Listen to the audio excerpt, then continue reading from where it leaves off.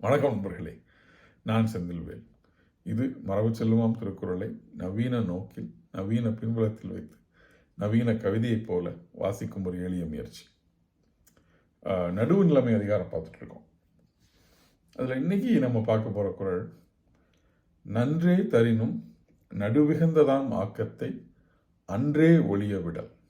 நன்றே தரினும் நடுவிகந்ததாம் ஆக்கத்தை அன்றே ஒழிய விடல். நன்றே தரினும், உனக்கு நன்மையே தருவதாக இருந்தாலும், நடுவு இகந்ததாம் ஆக்கத்தை, நடுவிலிருந்து நடுநிலைமையிலிருந்து உன்னை வலுவச் செய்யும் ஒரு ஆக்கத்தை அன்றே ஒழிய விடல், அதை உடனடியாக ஒழிய விடுவதே சரியானது. இந்த குறளை 2 வார்த்தைகளை நம்ம அண்டர்லைன் பண்ணி கற்றுக்கணும்னு தோணுச்சு. ஒன்று நன்றே தரினும், 2வது அன்றே ஒழிய விடல். நன்றே தரினும் அப்படின்னு ஏன் சொல்றாருன்னா, எல்லா நடுவில் இருக்கக்கூடிய முடிவுகள், ஒரு நடுநிலைமையில் இருந்தால் எடுக்கக்கூடிய முடிவுகள் உனக்கு பலன் தராததாகவும், நடுநிலைமையிலிருந்து நீ வழுகக்கூடிய முடிவுகள், நீ ஒரு சார்பாக எடுக்கக்கூடிய முடிவுகள் உனக்கு பலன் தருவது போலவும் காட்சி அளிக்கலாம். ஆனால் eventually on a long term run அது உனக்கு பலனை தராது. ஏன்னா அப்படி அது பின்னாடி உன்னை ஏமாத்திடும். இன்னைக்கு அது சரி போலவும் அது உனக்கு ஷார்ட் டேர்மில் உனக்கு பலன் தருவது போல இருக்கக்கூடிய ஒன்று லாங் டேர்மில் ஒர்க் ஆகாமல் போகலாம். அதனால ஆனால் நமக்கு ஷார்ட் டேர்மில் ஒரு பலன் இருக்கிறதுனால ஃபாலோ த இன்சென்டிவ் சொல்லுவாங்க. கார்பரேட்டில் ஒரு முடிவு எடுக்கும் பொழுது, ஒரு முடிவு இவென்ச்சுவலாக எப்படி எடுக்கப்படுது அப்படின்னு பார்த்தா, யாருக்கு அதிக லாபம் இருக்குங்கிறத ஃபாலோ பண்ணு. ஸோ யாருக்கு அதிக லாபம் இருக்கு ஃபாலோ பண்ணால் அவங்க அந்த திசையில தான் முடிவு எடுப்பாங்க அப்படின்னு. வள்ளுவர் அந்த திசையில தான் நம்ம முடிவை எடுப்போங்கிறத தெரிஞ்சுதான், அதனால தான் சொல்றாரு, நன்றே தரினும், அது நல்லது தர்றது மாதிரி இருந்தாலும் இன்சென்டிவ் பயஸ்ல நீ அந்த பக்கம் போக முடிவெடுப்பது போல உன் தராசு அந்த பக்கம் சாய்ந்தாலும் அதை செய்யாத. அதை உடனே ஒழித்து விட்டு ஆக்கத்தை அன்றே ஒழிய விடல். நடுவிகந்துதான் ஆக்கத்தை.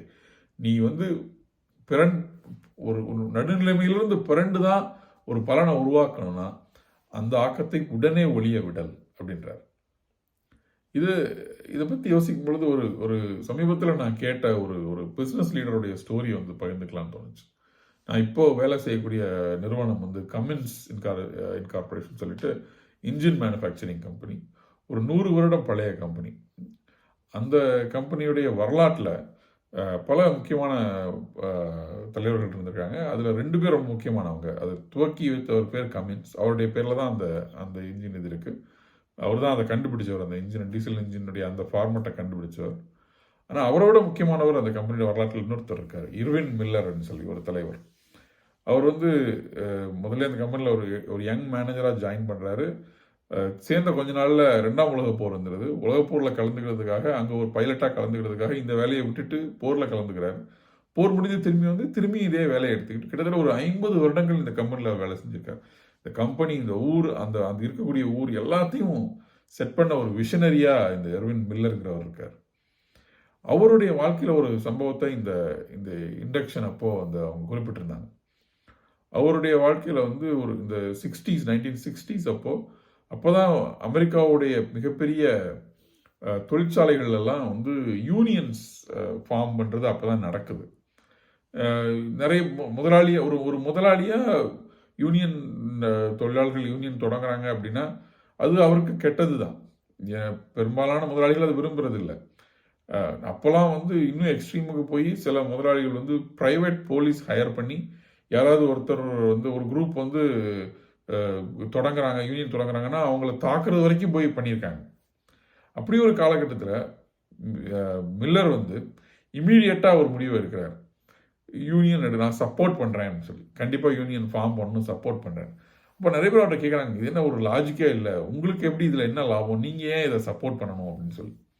அவர் ஒரே பதில் தான் சொல்கிறார், நான் தொழிலாளியாக இருந்திருந்தா நான் என்ன பண்ணியிருப்பேன், நான் யூனியன் வேணும்னு கேட்டிருப்பேன். ஏன்னா அவங்களுக்கான நியாயமான கூலியை அவங்க சார்பாக வாதாடுறதுக்கு ஒரு குரல் வேணும் அதில். அதனால நான் அதை சப்போர்ட் பண்ணுறேன்னு சொல்கிறேன் சொல்லி அவருடைய சப்போர்ட்டில் ரொம்ப ஆதி காலத்திலேருந்து இந்த கம்பெனியில் எம்ப்ளாயி யூனியன் இருந்துகிட்டு இருக்கு. இந்த மாதிரி ஒரு முடிவை தான் வள்ளுவர் சொல்கிறார். நடுவிகந்ததாம் நன்றே தரினும் நடுவிகந்ததாம் ஆக்கத்தை அன்றே ஒழிய விடல். ஷார்ட் டேர்ம் பெனிஃபிட்டுக்காக ஒரு முடிவை எடுத்துடாம, அது உன்னை வந்து நடுநிலைமையிலிருந்து வழுக செய்யும்னா அதை உடனே தவிர்க்கணும். இல்லை இந்த அன்றே ஒளிய விடலும் ரொம்ப இம்பார்ட்டன்ட். ஏன்னா ஒரு ஒரு உடனே விடலை அப்படின்னா நம்ம வந்து விடமாட்டோம், இன்சென்டிவ் பக்கமாக போயிடுவோம். அதனால வந்து அந்த முடிவை வந்து இம்மீடியட்டாக எடு அப்படிங்கிறதையும் சேர்த்து சொல்கிறேன். இன்னொரு தடவை குரலை பார்க்கலாம். நன்றே தரினும் நடுவிகந்ததாம் ஆக்கத்தை அன்றே ஒளிய விட. சிந்திக்கலாம் அவர்களே, மீண்டும் சந்திக்கலாம். நன்றி.